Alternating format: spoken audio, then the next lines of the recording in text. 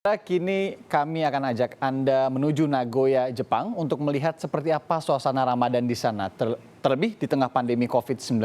Kita sapa mahasiswa Indonesia di Nagoya, Jepang, ada Ariza Fuadi. Mas Ariza, selamat pagi waktu Indonesia. Selamat pagi, Mas Irianda. Iya, sebelumnya di sana benar waktu sekitar jam 4 pagi ya? Iya, jam 4. Sekarang 4.20. 4.20 ya. Sebelumnya terima kasih Mas sudah mau meluangkan waktu untuk bercerita juga bersama-sama untuk Kompas TV begitu. Mas Ariza, sebelumnya sudah berapa lama di Nagoya, Jepang? Saya sebenarnya baru 6 bulan di Jepang dari rencana 3 tahun. Karena studi saya tentangnya 3 tahun.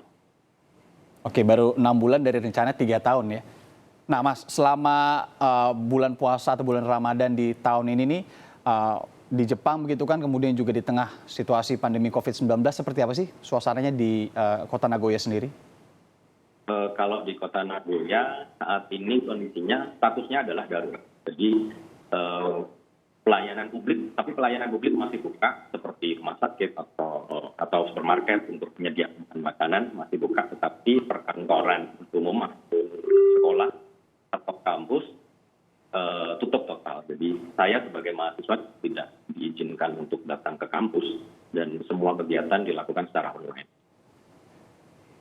Dan di beberapa titik di sekitar Nagoya pada umumnya relatif sepi, tapi orang-orang masih diizinkan untuk beraktivitas di luar dengan menggunakan masker dan dengan tetap menjaga jarak aman sekitar 1 meter antara satu sama yang lain. Seperti itu, Mas.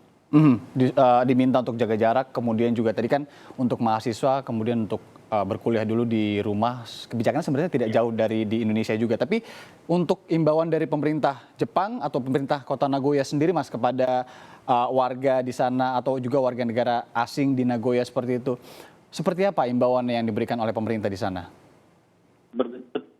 Sebenarnya tidak berbeda jauh dengan di Indonesia. Intinya dilarang melakukan perkumpulan, dilarang untuk saling berkerumun, ya sama ya, berkerumun dan melakukan perkumpulan. Terus kemudian tetap menjaga jarak dan tetap stay di rumah, kecuali memang diizinkan untuk keluar untuk kepentingan-kepentingan yang sifatnya memang emergency, seperti untuk mencari bahan makanan dan lainnya. Iya, kalau di sana sendiri pemerintah kemudian menutup nggak, Mas, fasilitas-fasilitas publik begitu. Nah, khususnya nih untuk umat Islam di Nagoya, berarti kan masjidnya jadi penting. Masjid sendiri ditutup nggak di sana? Kalau di Nagoya itu ada 2 masjid dan sejak tanggal 13 Maret lalu itu memang ditutup. Kita tidak diizinkan untuk melakukan sholat Jumat dan sampai hari ini juga memang tidak diizinkan untuk taraweh ataupun melakukan aktivitas di masjid secara berjamaah seperti itu. Dan di kampus sendiri sebenarnya ada tempat yang digunakan untuk kami melakukan sholat Jumat, cuma memang ya sejak itu bulan juga memang tidak diperbolehkan untuk digunakan karena memang kampus sendiri juga tutup. Oke, tapi untuk seperti kegiatan-kegiatan beragama di Jepang sendiri, misalkan untuk taraweh dan misalkan ngaji bareng seperti itu, ada perkumpulan di warga negara Indonesia sendiri nggak, Mas? Mungkin secara daring begitu? Kalau secara daring ada beberapa yang melakukan itu, tetapi kalau berkumpul secara fisik memang tidak ada. Oke, berarti di Nagoya, ya. Ya, sementara kegiatan-kegiatan keagamaan juga dilakukan secara online atau daring begitu ya? Ya, secara. Nah, Mas, kalau untuk KBRI atau KJRI sendiri di Jepang ada himbauan-himbauan khusus untuk warga negara Indonesia di sana? Dari KBRI maupun KJRI yang saya tahu adalah mendukung apa yang dilakukan, mengikuti dari apa yang dihimbau oleh pemerintah Jepang. Jadi hampir sama dengan yang dihimbau oleh pemerintah Jepang. Oke, Mas, apa yang paling dirindukan nih, Mas, dari bulan puasa begitu ya di tahun-tahun sebelumnya mungkin yang kemudian sekarang di Jepang nih, aduh nggak bisa melakukan ini gitu? Sepertinya saya pikir sama dengan teman-teman di Indonesia.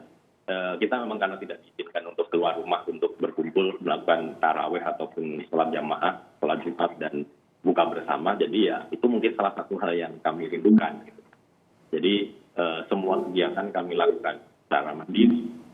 Di rumah kita prepare untuk menyiapkan puasa ataupun sahur itu secara sendiri-sendiri. Hanya paling inisiatif beberapa orang saja untuk kumpul sekitar 2 atau 3 orang untuk buka bersama gitu saja. Tapi tidak ada kegiatan-kegiatan yang sifatnya berjamaah banyak orang berkumpul seperti tahun-tahun sebelumnya. Ya. Saya tahu seperti itu. Berarti pihak pemerintah melalui kedutaan atau konsul jenderal begitu juga tidak ada undangan untuk ada acara bareng seperti itu misalnya? Bahkan untuk kedutaan sekalipun ketika kami akan punya kepentingan untuk mengunjungi di kedutaan ataupun KJRI, itu harus dengan appointment karena ada pembatasan pelayanan juga. Jadi memang tidak ada kegiatan-kegiatan yang untuk bersama-sama.